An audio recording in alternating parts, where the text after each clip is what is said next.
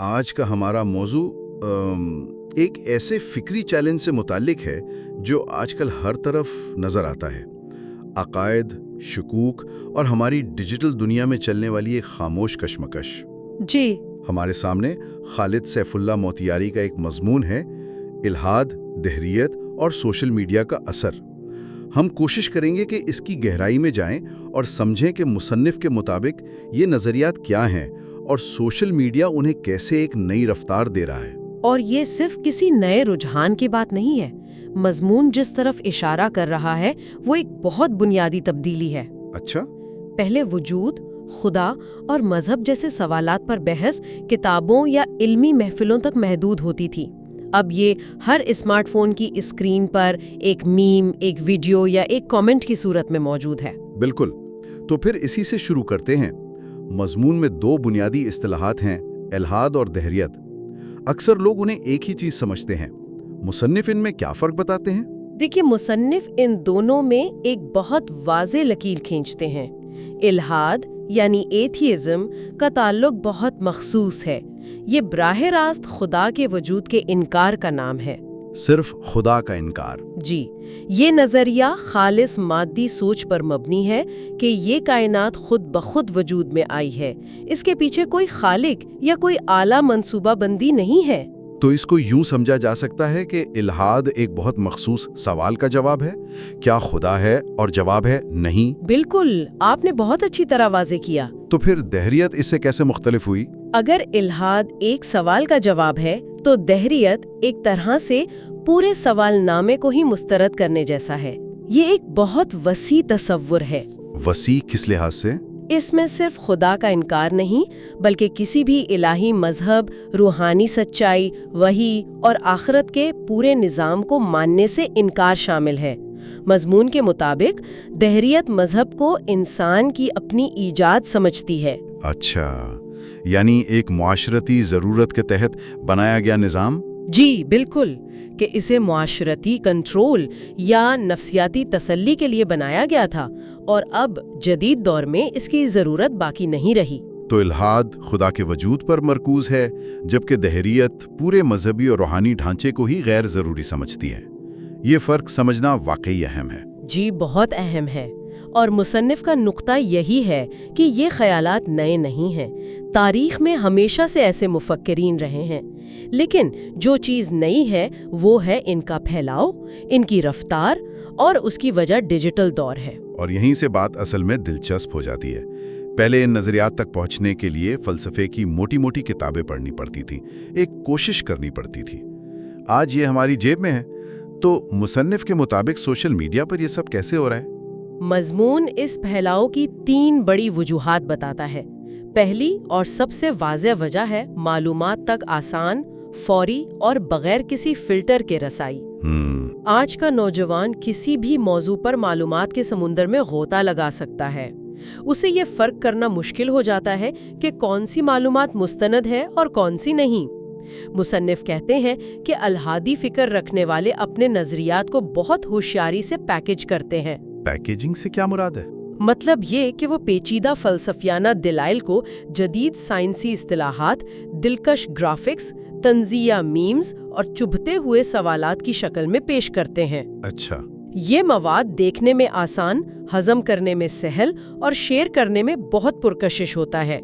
اس کی وجہ سے ایک نوجوان بغیر گہری تحقیق کے صرف سطح پر نظر آنے والی چمک سے متاثر ہو جاتا ہے۔ یعنی مواد کی پیشکش کا انداز ہی آدھی جنگ جیت لیتا ہے۔ ہاں، ایک خشک فلسفیانہ مضمون کے مقابلے میں ایک وائرل میم یا ویڈیو کا اثر کہیں زیادہ گہرا اور فوری ہوتا ہے۔ بالکل۔ اب دوسری وجہ پر آتے ہیں، جسے مضمون سوالات اور جوابات کا خلا کہتا ہے۔ یہ کیا ہے؟ سوشل میڈیا پر مذہب کے بارے میں بہت تنقیدی سوالات اٹھائے جاتے ہیں، مثلاً کائنات کی تخلیق، معجزات کی حقیقت یا بعض مذہبی احکامات کی منطق پر۔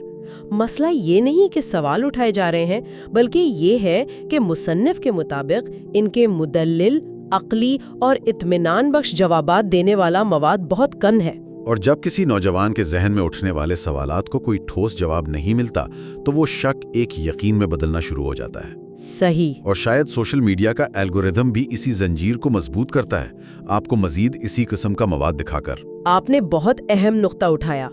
الگورتھم ایک ایکو چیمبر بنا دیتا ہے جہاں انسان کو صرف وہی آوازیں سنائی دیتی ہیں جو اس کے شکوک کو مزید پختہ کرتی ہیں۔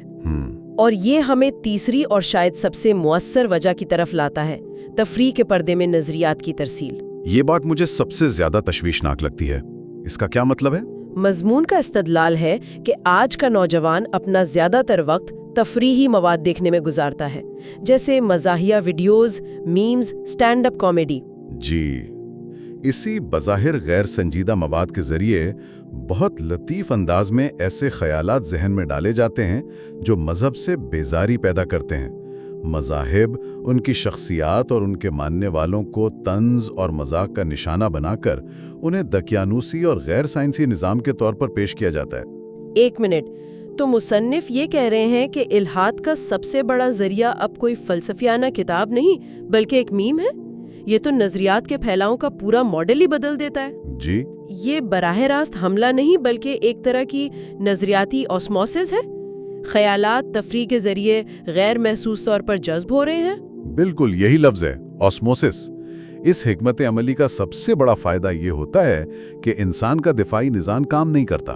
وہ کیسے؟ جب کوئی بات سنجیدہ بحث کی صورت میں آئے تو آپ ذہنی طور پر تیار ہوتے ہیں، لیکن جب وہی بات ایک لطیفے یا طنز کے روپ میں آتی ہے تو آپ اسے سنجیدگی سے نہیں لیتے، ہنس کر آگے بڑھ جاتے ہیں۔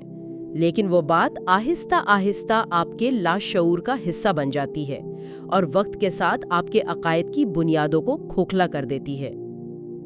تو اگر ان تینوں چیزوں کو ملا کر دیکھیں، معلومات کی آسان پیکیجنگ، جوابات کی کمی اور تفریح میں چھپے نظریات، جب یہ سب مل کر اپنا کام کرتے ہیں تو مضمون کے مطابق اس کا نتیجہ کیا نکلتا ہے؟ مضمون ان اثرات کو دو سطحوں پر بیان کرتا ہے، ایک فکری اور دوسرا عملی۔ فکری سطح پر جو چیز پیدا ہوتی ہے وہ ہے ایک گہرا بحران۔ بحران؟ جی، سوشل میڈیا پر آزاد خیالی یا فری تھنکنگ کے تصور کو ایک بہت بڑی قدر کے طور پر پیش کیا جاتا ہے۔ نوجوانوں کو یہ بتایا جاتا ہے کہ حقیقی دانشوری یہی ہے کہ وہ ہر عقیدے، ہر روایت اور ہر اصول کو شک کی نگاہ سے دیکھیں۔ بظاہر تو یہ ایک بہت پرکشش خیال لگتا ہے، ہر چیز پر سوال اٹھانے کی آزادی۔ بلا شبہ یہ پرکشش ہے، لیکن مصنف کا استدلال یہ ہے کہ جب اس آزادی کا مطلب ہر قائم شدہ اصول اور ہر حتمی سچائی کا انکار بن جاتا ہے تو یہ انسان کو کسی نتیجے پر نہیں پہنچنے دیتی، یہ ایک فکری خلا پیدا کر دیتا ہے۔ اچھا، اگر ہر چیز پر سوال اٹھانا ہی مقصد بن جائے تو انسان کسی نتیجے پر کیسے پہنچے گا؟ وہ ایک ایسی کیفیت میں چلا جاتا ہے جہاں اسے زندگی کا کوئی مقصد، کوئی منزل یا کوئی اصول نظر نہیں آتا جس پر وہ یقین کر سکے۔ اور جب انسان ایسے فکری بحران کا شکار ہوتا ہے تو اس کی عملی زندگی کیسے متاثر ہوتی ہے؟ یہیں سے بات فکری دنیا سے نکل کر عملی زندگی میں داخل ہوتی ہے۔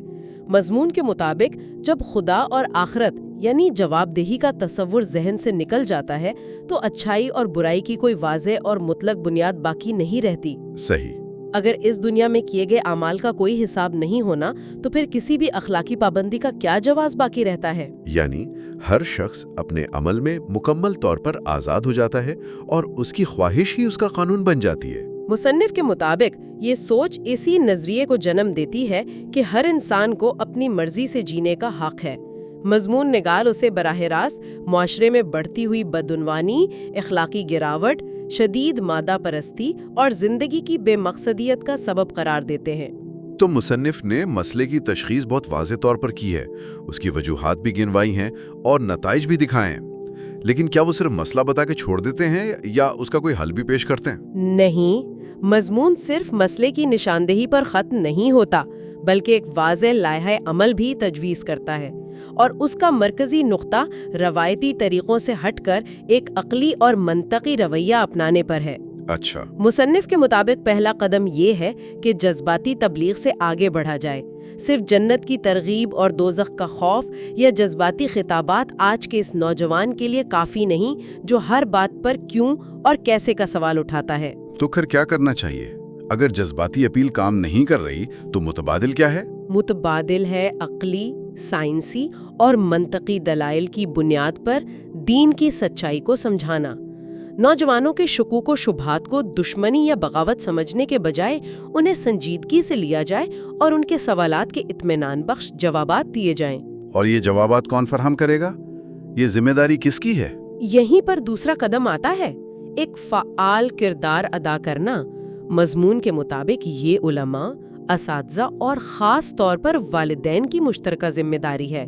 انہیں سوشل میڈیا پر اٹھائے جانے والے سوالات اور اعتراضات پر نظر رکھنی ہوگی اور ان کے مدلل جوابات دینے کے لیے خود کو علمی طور پر تیار کرنا ہوگا۔ یعنی دفاعی پوزیشن سے نکل کر ایک مثبت اور علمی انداز اپنانا ہوگا۔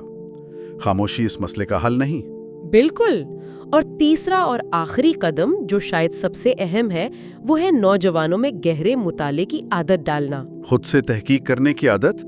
جی، ان کی حوصلہ افزائی کی جائے کہ وہ دین کو صرف سنی سنائی باتوں یا خاندانی روایات کی بنیاد پر نہ مانیں، بلکہ خود تحقیق کریں۔ انہیں مستند ذرائع سے علم حاصل کرنے، اسلامی فلسفے اور فکر کو سمجھنے اور یہ جاننے کی ترغیب دی جائے کہ اسلام اور حقیقی سائنس میں کوئی تضاد نہیں ہے۔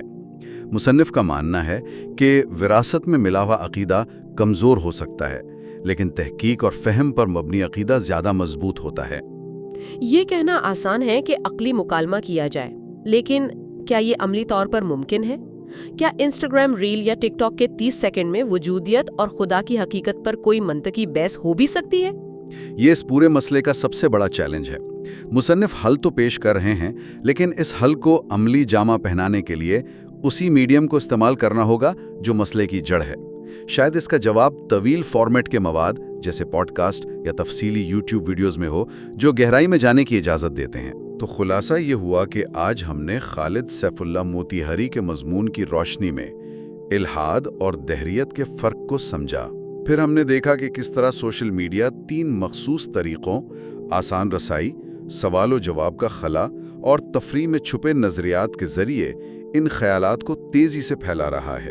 جی، ہم نے مصنف کے مطابق ان کے فکری بحران اور اخلاقی گراوٹ جیسے نتائج کا جائزہ لیا اور آخر میں ان کے تجویز کردہ حل پر بات کی، جس کا مرکز روایتی تبلیغ کے بجائے عقلی اور منطقی مکالمہ ہے۔ جی، اور آخر میں ایک سوال سوچنے کے لیے چھوڑا جا سکتا ہے۔